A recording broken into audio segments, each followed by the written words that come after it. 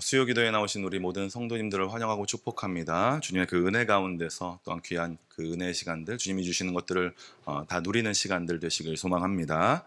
네, 오늘 우리에게 주시는 말씀은요, 룻기 3장 1절에서 5절에 있는 말씀입니다. 룻기 3장 1절에서 5절에 있는 말씀입니다.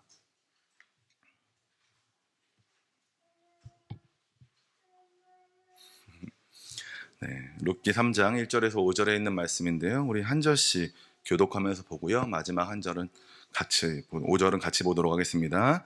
제가 먼저 읽겠습니다. 룻의 시어머니 나오미가 그에게 이르되 내 딸아 내가 너를 위하여 안식할 곳을 구하여 너를 복되게 하여야 하지 않겠느냐. 내가 함께하던 하녀들을 둔 보아스는 우리의 친족이 아니냐.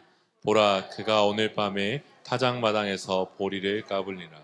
그런즉 너는 목욕하고 기름을 바르고 의복을 입고 타작마당에 내려가서 그 사람이 먹고 마시기를 다 하기까지는 그에게 보이지 말고 그가 누울 때에 너는 그가 눕는 곳을 알았다가 들어가서 그의 발치 이불을 들고 거기 누우라.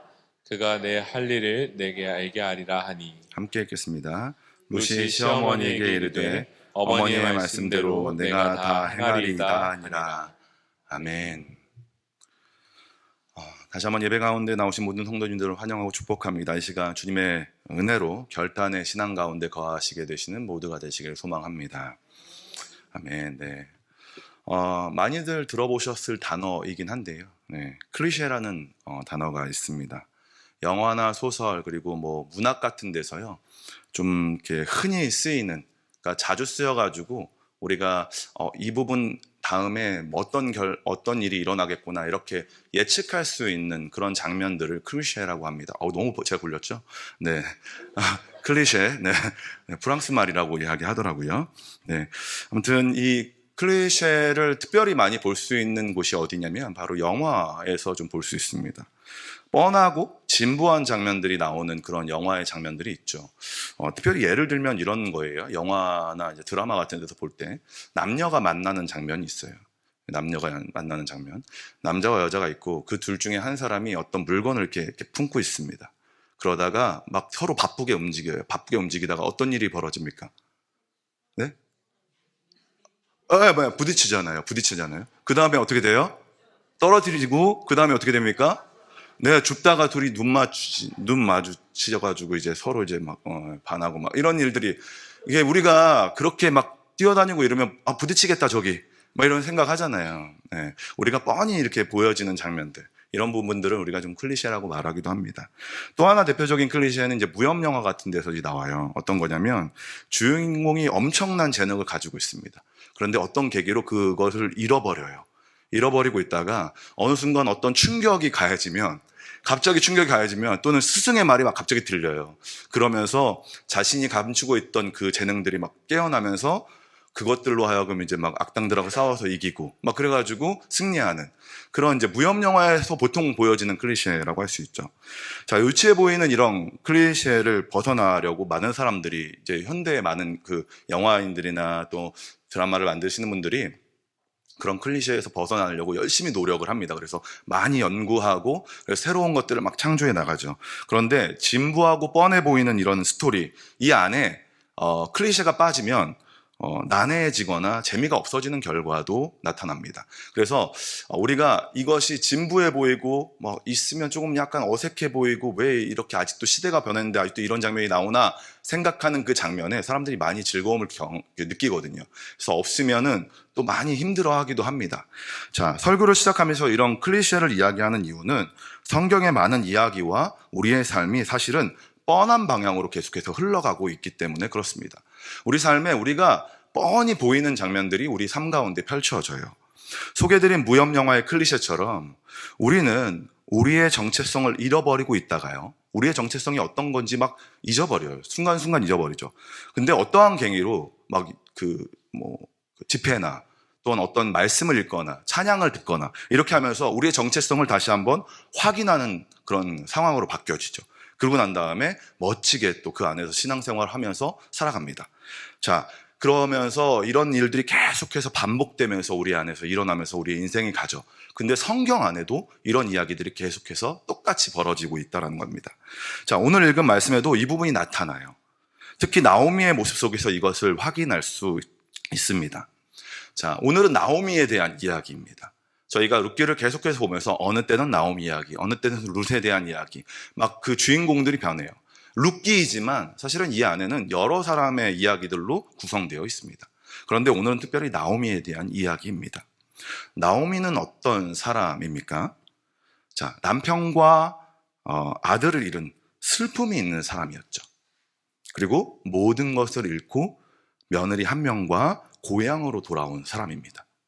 그리고 사람의 시선이 두려워가지고요. 사람들의 손가락질이 두려워가지고 밖에 나가지도 않고 은둔 생활을 했던 사람입니다. 능동적인 삶이 아니라 수동적인 삶을 살았던 사람이라는 것이죠. 먹을 것이 없어가지고 힘들 때에도 자기가 나가서 일을 안 해. 오히려 이방 여자인 자신의 며느리가 나가서 일을 하게 허락합니다. 그리고 나서 며느리가 가져온 음식을 먹으면서 그 끼니를 때우는 것이죠. 자, 나오미를 너무 비하하는 것처럼 보일 수 있지만 성경에 표현되어지고 있는 나오미의 모습이 그런 모습이었습니다. 그런데 사실 나오미는 어떤 사람입니까? 나오미를 보면 어떤 사람이라고 우리가 알고 있습니까? 나오미의 이름의 뜻은요, 나의 기쁨이라는 뜻을 가진 사람입니다. 성경에서는요, 이름이 그 사람의 정체성을 말해요. 우리가 그렇기 때문에 이 이름의 뜻이 무엇이다 이런 이야기들을 많이 하고 또 뜻이 적혀 있는 거예요. 성경에서는 이것을 우리에게 힌트로 이 사람이 어떤 정체성을 갖고 있는지 보여주는 장치를 할 수 있어요. 그런데 나오미의 정체성은 무엇입니까? 그렇게 봤을 때 나오미의 정체성은 바로 기쁨을 전하는 사람, 기쁨을 나타내는 사람이 되어야 하는 것이죠.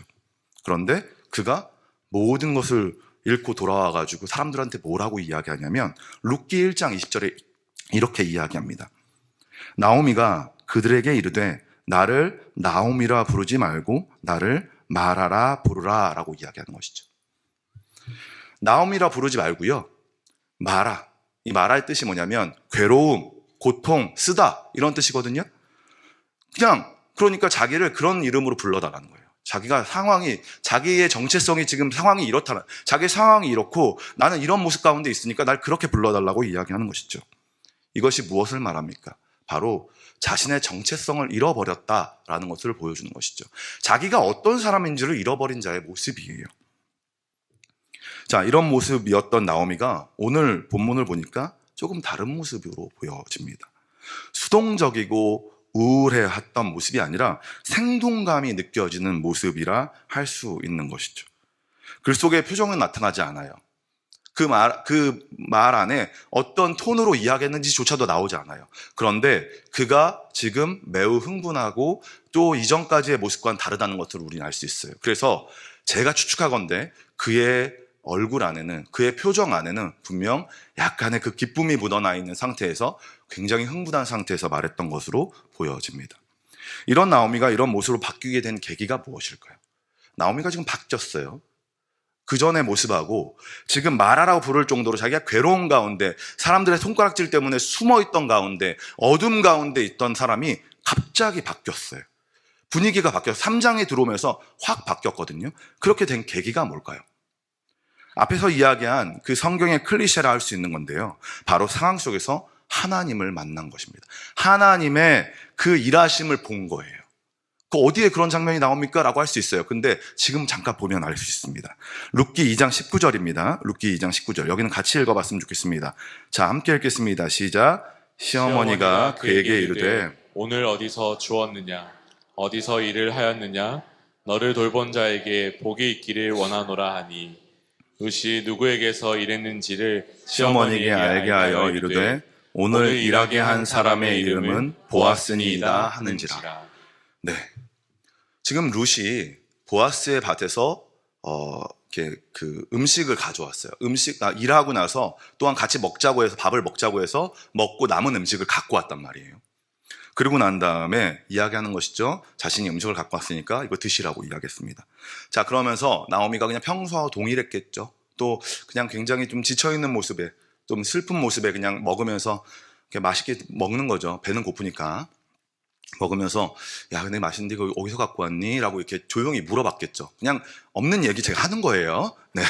혹시 이게 성경에 나와 있습니까? 라고 얘기하면 어디 가서 이렇게 얘기했어요. 이렇게 얘기해서 성경에 나와 있습니다 하면 저는 할 말은 없습니다. 근데 그냥 느낌에 이런 이 말 전체적인 분위기 봤을 때 이렇게 이야기하는 것이죠. 어디서 갖고 왔니? 라고 이야기했을 때 뭐라고 이야기합니까? 맨 마지막에 보아스가 주었습니다 라고 이야기하는 것입니다. 룻이 보아스의 밭에서 받아왔습니다 라고 이야기하는 것이죠. 자, 그때 우리가 잘 아는 장면, 혹시 이런 장면 아세요? 이렇게 그 오렌지 주스 먹다가 갑자기 놀래가지고 이렇게 흘리는 장면 아세요? 본 적 있으세요? 네, 드라마에서 되게 유명한 짤이잖아요. 네, 짤이라고 이야기하는데 이제 먹다가 이렇게 흘리는 장면, 그것처럼 지금 나오미가 놀랬습니다. 지금 나오미가 보아스라는 이름을 듣고서 자신이 너무나도 놀란 거예요. 지금 머리를 한 대 탁 맞은 것 같은 느낌이었던 것 같아요. 자기가 잊고 있었던 이름 보아스, 보아스라는 이름을 듣자마자 여러 생각이 막 스쳐갔던 것 같습니다. 저는 무엇보다도 이때 하나님의 일하심이 있었다라고 봅니다. 그러면서 흥분하면서 다음과 같이 말하는 거예요. 룻기 2장 20절 함께 읽어보겠습니다. 룻기 2장 20절입니다. 시작. 나오미가 자기 며느리에게 이르되 그가 여호와로부터 복받기를 원하노라. 그가 살아있는 자와 죽은 자에게 은혜 베풀기를 그치지 아니하도다 하고, 나오미가 또 그에게 이르되 그 사람은 우리와 가까우니 우리 기업을 물을 자 중에 하나니이다 하니라. 지금 흥분해가지고 야 잘됐다. 야 우리 그 기업을 물을 사람이야. 그 사람이 엄청 대단한 사람이야. 우리하고 굉장히 가까운 사람이야 라고 이야기하면서 흥분해서 그에게 룻에게 그 보아스를 소개하고 있는 것입니다. 그녀의 입에서 하나님의 이름이 나오기 시작했어요. 은둔해가지고 너무나 지쳐있던 그 나오미의 삶에서 이름이 하나님의 이름이 나오기 시작하는 겁니다. 여호와로부터 복받기를 원한다. 하나님께서 그와 함께하기를 원한다라고 이야기하면서 그의 입에서 하나님이 드러나기 시작하는 겁니다. 그리고 그가 어떤 자인지 소개하는 것이죠. 자, 이 장면이 머릿속에 그려지십니까? 이 지금 나오미의 모습이 어땠는지 그려지십니까? 저는 이 모습을 보면서 나오미가 정말 생각했던 것보다 훨씬 더 기쁜 마음으로 또 흥분해서 말했을 것 같다라는 생각이 듭니다.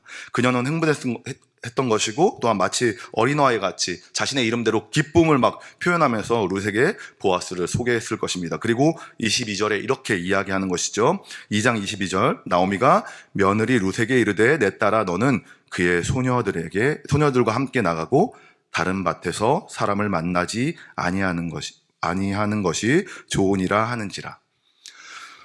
다른 곳에 갈 필요 없다. 야, 이제 거기 가지 마라. 다른 데 가지 마라. 여기만 가가지고 그 사람들하고 같이 함께 있어라 라고 이야기하는 것이죠. 다른 데 가지 말라라고 이야기하는 겁니다. 이처럼 나오미는 무협 영화의 클리셰처럼 그녀의 그 삶의 충격이 가해졌고 그녀가 잊고 있던 정체성이 드러나기 시작하고 그 일을 정체성을 찾게 되는 것입니다. 자, 이제부터 나오미의 진가가 드러나기 시작합니다. 지금 하나님이 그에게 일하시고 그의 삶에 보아스라는 이름을 듣게 하시고 또한 그 나오미의 삶 가운데 뭔가 하나님의 일하심이 딱 전해주고 난 다음부터 그녀의 삶이 또한 그녀의 진가가 드러나기 시작해요. 그녀가 진짜 어떤 자인지에 대해서 보게 하는 것입니다. 자, 영화로 따졌을 때는 갑자기 전개가 빨라지는 거예요. 빠른 음악, 되게 신나는 음악과 함께 뭔가 나오미가 여러 가지들을 막 하기 시작하는 겁니다. 그동안 그렇게 은둔해서 조용히 지냈던 나오미가 갑자기 박차고 일어나가지고 자신의 해야 될 일들을 찾게 되기 시작하고 여러 일들을 하는 것입니다. 자, 나오미가 정체성을 발견한 다음에 어떤 일이 일어났을까요? 자, 뒤에 있는 글들을 보면서 느꼈을 때 어떤 일이 벌어지냐면 계획을 세우기 시작하는 겁니다. 무엇을 해야 될지 정하기 시작하고요. 자료를 조사하는 거예요.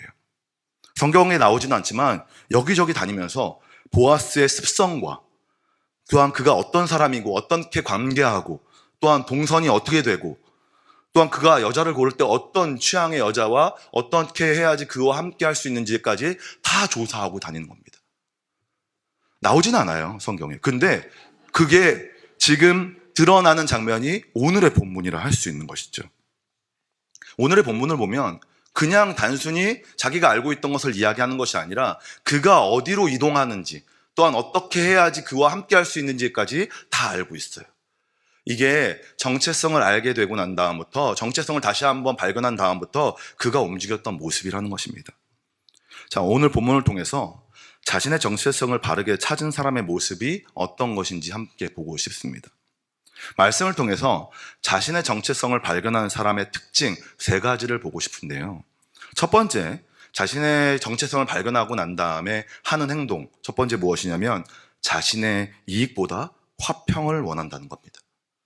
자, 룻기 3장 1절. 우리가 읽었던 본문 중에 1절인데요. 함께 읽어보도록 하겠습니다. 시작. 룻의 시어머니 나오미가 그에게 이르되 내 딸아 내가 너를 위하여 안식할 곳을 구하여 너를 복되게 하여야 하지 않겠느냐. 내 딸아 내가 너를 위하여 라고 이야기합니다. 내 딸아 내가 너를 위하여. 자, 정체성을 알고 나니까요, 자신이 아니라 너가 보이기 시작하는 거예요. 자신의 처지가 보이는 것이 아니라 상대방이 보이기 시작하는 겁니다. 룻이 앞으로 살아가야 될 그 삶에 대해서 보기 시작하는 거예요. 그러면서 내가 너를 위하여 안식할 곳을 구하여 너를 복되게 하여야 하지 않겠느냐. 야, 내가 너를 위해서 이 일을 해야 되지 않겠니? 내가 너를 위해서 이 일을 해야 될 것 같아 라고 말하는 겁니다. 그래서 여기서 그 일들을 하기 위해서 여러 이 일들을 해나가는, 지금 나오미가 룻이 안식할 수 있도록 그 일들을 해나가기 위해서 준비하는 것이죠. 자, 여기서 안식할 곳은요, 무엇을 말하냐면 바로 결혼을 말합니다. 그러니까 사람들의 손가락질과 비난 앞에 두려워 떨고 있던 나오미가 사실 하나님의 뜻에 따라서 화평의 삶으로 이끌어야 하는 사람이었다는 것을 깨닫게 된 그 장면인 것입니다. 그가 진짜 어떤 모습으로 살아가야 되는지, 어떤 정체성을 가지고 살아가야 되는지 알게 되었다라는 겁니다. 룻기 3장 2절에 보니까 이렇게 이야기해요. 내가 함께하던 하녀들을 둔 보아스는 우리의 친족이 아니냐. 보라, 그가 오늘 밤에 타작마당에서 보리를 까불리라. 자, 여기서 나오미가 자신의 욕심보다 룻을 생각하고 있다는 것이 다시 한번 드러납니다. 무엇이냐면 바로 친족을 언급한 거예요. 나오미는요, 보아스를 딱 듣고 난 다음에 기업을 물을 자에 대한 그 생각만으로 앞으로 자신들이 잃었던 그 땅들을 찾아줄 사람으로만 그를 생각한 것이 아니라 정체성을 바르게 찾고 난 다음부터는 뭐라고 이야기합니까? 룻에게 초점을 맞추고 룻이 결혼할 수 있는 사람인 거에 대해서, 친족으로서 룻이 함께 결혼하고 안식을 누릴 사람으로서 그를 바라봤다는 것입니다. 이처럼 나오미는 자신의 정체성을 찾고 난 다음에 급속도로 이익이 아니라 화평을 전하기 위해서 일을 시작합니다. 남포교회 원로 목사님이신 박영선 목사님께서 인생이란 책에서 정체성 파트에서 이렇게 이야기하십니다. 예수를 믿는 사람은 다른 모든 사람 속에 하나님의 뜻과 기쁨을 채우는 것을 자신의 책임으로 갖는다. 하나님의 뜻은 그렇게 이루어진다. 이것이 신자의 지위요 정체성입니다 라고 이야기합니다. 다시 한번 말씀드릴게요. 정체성이란 예수를 믿는 사람은 다른 모든 사람 속에 하나님의 뜻과 기쁨을 채우는 것을 자신의 책임으로 갖는다. 이것이 하나님의 뜻을 이루는 방법이고 이것이 신자의 지위이고 정체성이다 라고 이야기했다는 겁니다. 저는 이것이 바로 화평을 전하는 자의 모습이라고 생각합니다. 정체성을 바르게 아는 삶은요, 내가 아닌 다른 사람 속에서 하나님의 뜻과 기쁨을 채우는 것, 그것이 바로 그 정체성을 바르게 아는 사람의 모습이라고 생각한다는 것입니다. 이런 모습이 있을 때 우리는 진정으로 주님의 제자로서의 사명을 감당하는 자들이 되어지는 것이죠. 여기 계신 모든 우리 성도님들이 이런 삶을 살았으면 좋겠습니다.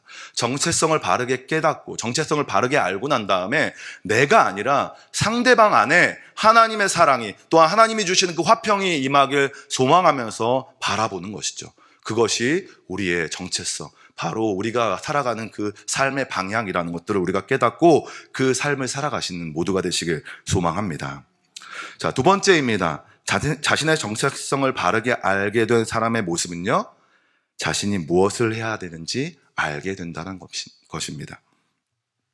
룻기 3장 3절 상반절에 이렇게 이야기합니다. 그런즉 너는 목욕하고 기름을 바르고 의복을 입고. 나오미는요, 룻이 그동안 보아스의 밭에 가면서 보여줬던 그 모습을 하지 못하게 합니다. 그리고 바로 목욕하고 기름을 바르고 의복을 입게 하는 것이죠. 다시 말해서 깨끗하게 하고 치장한 뒤에 예쁜 옷을 입으라고 이야기하는 것입니다. 이전까지 가지고 있던 모습을 내어버리고 밭에 갈 때 아무 생각 없이 갔다라면 이제는 그 모습이 아닌 새로운 모습으로 가라는 거예요. 하나님이 인도하심에 맞는 모습으로 바뀌어져야 된다라고 이야기하는 것입니다. 자, 롯이 바뀌는 이 모습은 우리의 신앙의 모습을 보여줍니다. 롯이 바뀌어진 이 모습, 목욕하고 또한 치장하고 또한 옷을 갈아입는 이 의복을 입는 이 행위는 우리의 신앙을 보여주는 것이죠. 우리의 정체성을 바르게 알고 세워지면 하나님 앞에서 우리의 모습이 어때야 하는지 정확하게 알게 됩니다. 나의 더러움, 나의 초라함이 보이기 시작하는 것이죠. 내가 이전까지 그 밭에 갈 때 이런 모습이었구나. 내가 하나님 앞에 갈 때 이런 모습이었구나. 이걸 알게 된다는 거예요. 정체성을 바르게 알면 내 모습이 어땠는지 바르게 알게 되고 그 다음부터 바뀌어가는 거예요. 내가 이런 모습으로 가면 안 되지. 내 삶이 이렇게 돼서는 안 되지. 나는 정말 하나님의 사람으로 아름다운 모습으로 나아가야지 라는 모습으로 바뀌어진다는 것입니다. 저는 이것을 회개의 삶 또는 성화의 삶이라 말하고 싶습니다.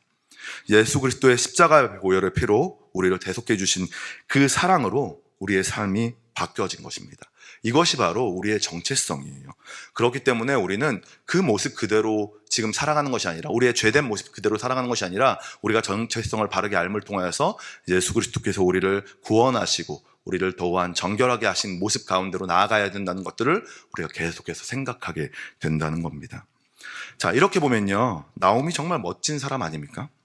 그가 가지고 있던 진가가 이런 것입니다. 우리가 그 나오미가 그렇게 막 가라고 이야기하고 또한 사람들한테 말하라고 불러달라고 이야기하고 그런 모습 가운데 그가 정말 은둔 가운데 살아가는 것처럼 보이지만 그가 정말 밖으로 나왔을 때 진가를 드러냈을 때 그의 모습은 이런 모습이었다는 겁니다.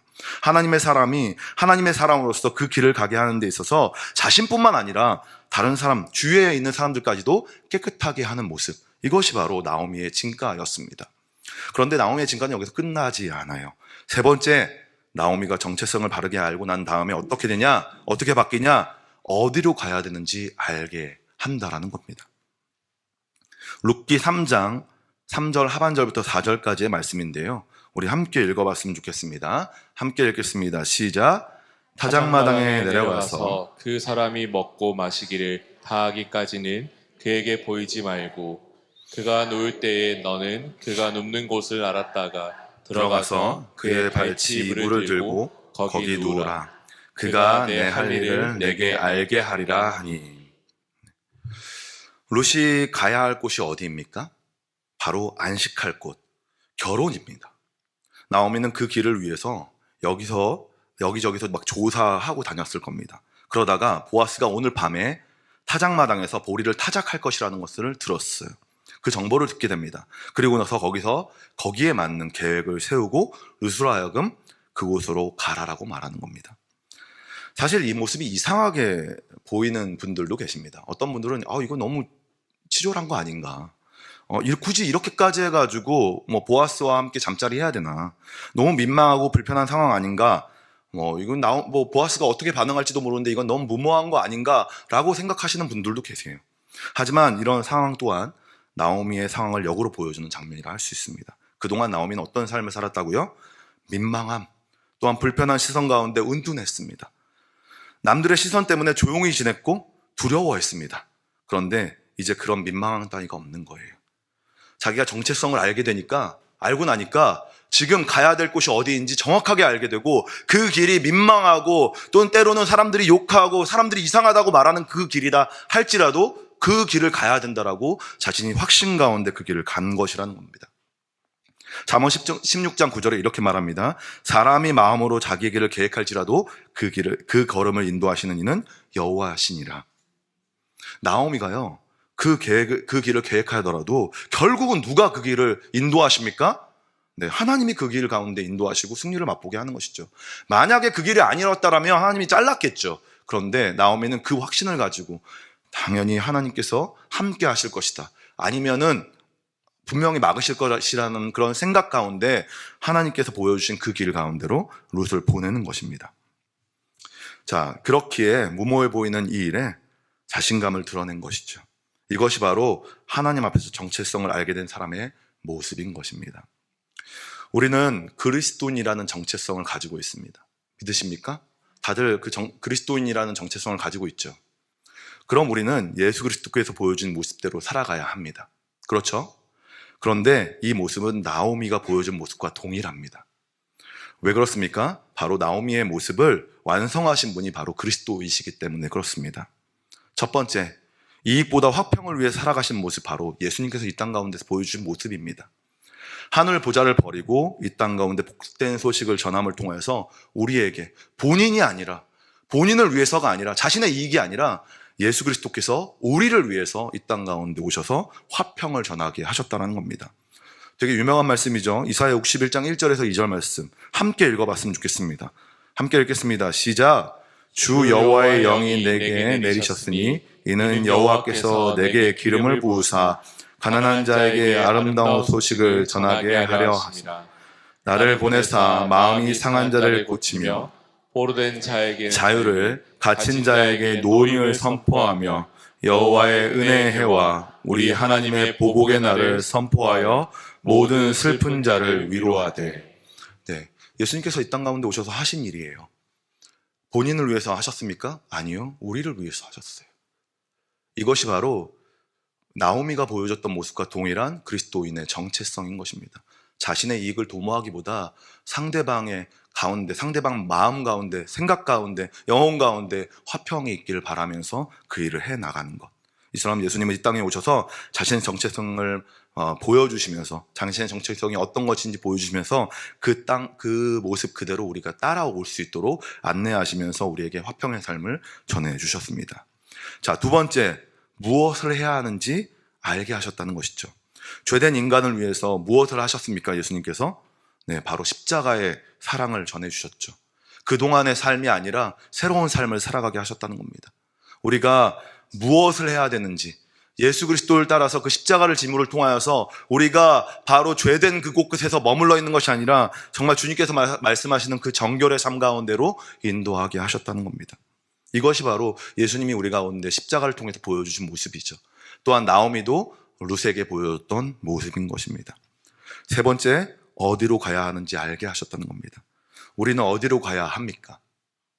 바로 부활하여 하나님 나라에 들어갈 천국 백성이 되는 것을 알게 하셨다는 겁니다. 이것이 바로 나오미가 가졌던 정체성의 완성의 모습이라 할 수 있습니다. 우리는 어떤 자입니까? 그냥 우리가 십자가에 매달려가지고 십자가만 바라보고 사는 자들이 아니라 결론은 우리는 그 십자가를 넘어 예수님께서 보여주셨던 그 부활의 신앙 가운데 나아가 동일하게 우리도 부활하고 하나님 나라에서 함께 살아갈 그 시간들을 우리에게 보여주셨다는 겁니다. 우리가 나아갈 곳이 거기라는 거예요. 우리가 매일매일 전전긍긍하면서 거기만 바라보면서 앞만 보고서 거기만 매몰돼가지고 살아가기 위해서 우리에게 주신 것이 아니라 정체성을 바르게 알고 우리가 하나님 나라의 사람이라는 것들을 깨닫고 그곳을 바라보며 살아가게 하셨다는 겁니다. 예수님께서 우리에게 그 길을 가게 하시기 위해서 그 길을 보여주셨다는 것이죠. 또한 나오미도 룻에게 그 길을 보여준 것입니다. 자, 이런 정체성에 맞게 예수 그리스도를 따라 살아가는 자들이 되어야 할 것입니다. 우리 앞에 여러 삶들이 펼쳐져요. 그런데 그 삶을 관통하는 그 길이 하나 놓여져 있습니다. 우리의 삶에 여러 가지 일들이 일어나지만 변하지 않는 길 하나가 있어요. 바로 그리스도의 길입니다. 바로 그리스도를 따라가는 삶, 닮아가는 삶이라는 것이죠. 우리는 그런 길 앞에서 가끔 머뭇거리기도 합니다. 아, 이렇게 사는 것이 맞나? 그리스도인으로 살아가는 삶이 나오미가 룻을 보아스에게 밀어넣는 것처럼 민망하고 불편한 것처럼 여기는 사람들이 있습니다. 왜 이렇게까지 신앙생활을 해야 되나? 굳이 그렇게 해가지고 거기 들어가가지고 보아스하고 잠자리를 해야 되나? 그런 민망함만 생각하고 신앙생활이 마치 정말 그 편안하고 즐겁고 해야 된다라고만 생각하고 그 민망함, 불편함 이런 것들을 다 제하여 버리면서 살아가고자 하는 사람들이 있다는 겁니다. 그런데 오늘 말씀은 우리에게 그 길이 아니다라고 말하면서 예수 그리스도의 길, 바로 예수 그리스도인으로서의 그 정체성을 아는 그 길 가운데로 우리를 인도하는 것입니다. 이제 우리는 결단해야 됩니다. 나오미와 룻이 했던 그 결단을 해야 되는 것이죠. 룻기 3장 5절에 룻이 이렇게 이야기합니다. 룻이 시어머니에게 이르되 어머니의 말씀대로 내가 다 행하리이다 하니라. 나오미와 같이 자신의 정체성을 알고 그 정체성에 맞게 온 마음을 다해 나아가는 삶, 그리고 그 삶을 요구받았을 때 그 삶을 살아가야 된다라고, 너의 정체성이 그렇고 너의 정체성이 그렇기 때문에 그렇게 살아야 돼 라고 요구받았을 때 룻과 같이 순종의 모습을 보여주는 삶, 그 삶이 우리 가운데 있어야 한다는 것입니다. 이런 삶으로 나아가는 결단의 신앙이 우리 가운데 있길 소망합니다. 사랑하는 성도 여러분, 그리스도인인 우리가 해야 할 일은 여기서부터 시작됩니다. 이 신앙의 시작 앞에서 우리를 점검하고 나오미와 같은 삶, 룻과 같은 순종의 삶으로 나아가는 모두가 되시길 소망합니다. 우리가 그리스도인임을 바르게 알면요, 그리스도를 따라서 화평의 사람이 됩니다. 또한 자신의 이익을 위해서 분쟁을 일으키는 사람이 아니라 헌신을 통해 화평을 도모하는 사람이 되는 것이죠. 또한 십자가의 보혈로 죄를 깨닫고 새로운 옷을 입게 됩니다. 또한 당장의 삶에 급급하는 것이 아니라 부활의 신앙, 하나님 나라를 갈망하는 신앙으로 살아가게 됩니다. 믿으십니까?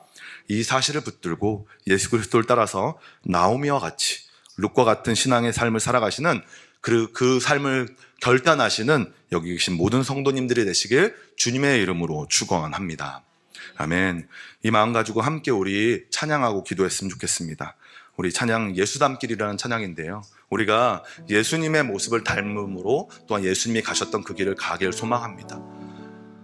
결론은 우리가 우리의 힘으로 살아가는 것이 아니라, 또한 우리의 생각대로 살아갈 수 있는 것이 아니라 정체성을 알고 그리스도인으로서 그 그리스도인의 그 길을 걸어가야 되는 사람이라는 것입니다. 그러기 위해서는 예수님이 가셨던 그 길을 우리가 되새기면서 예수님과의 닮음을 요구서 기도하며 나아가는 삶이 되어야 하는 것입니다. 우리 이 시간에 예수 닮기를 함께 찬양하면서 우리의 마음을 다하여서 주님을 부르짖고 또한 예수님과 함께하길 소망하면서 찬양하길 소망합니다.